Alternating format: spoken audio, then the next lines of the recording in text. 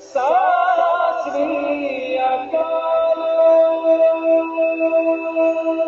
आप सबने सत श्री अकाल शब्द जरूर सुना होगा, पर इसका गहरा मीनिंग क्या है? सत क्या होता है? वो जिसको नष्ट नहीं किया जा सके।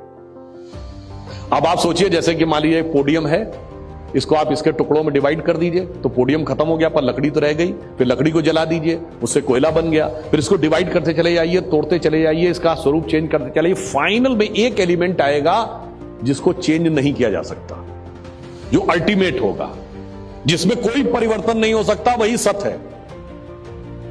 जिसमें परिवर्तन हो सकता है, जिसकी जन्म मृत्यु हो सकती है, वो असत है। ठीक। अब आप सोचिए, टाइम क्या है? What is time? आप कहते हैं टाइम की जरूरत तब होती है जब there is change going on. Time is the parameter which measures the change in any system. अब आप कल्पना करिए, अगर कुछ क्षण के लिए इस कमरे में कोई परिवर्तन ना हो तो समय रुक गया ना। अब आप सोचिए, जब आप उस मूल एलिमेंट पे पहुंचे जहां कोई चेंज हो ही नहीं सकता, तो वहां टाइम का एग्जिस्टेंस ही नहीं है, वो काल से परे है। तो वो क्या हो गया? अकाल। जहां काल नहीं है वो क्या है? सत है। और सत क्या है? श्री, भगवान का नाम। तो जो भगवान है, वो जो ब्रह्म है, वो क्या है?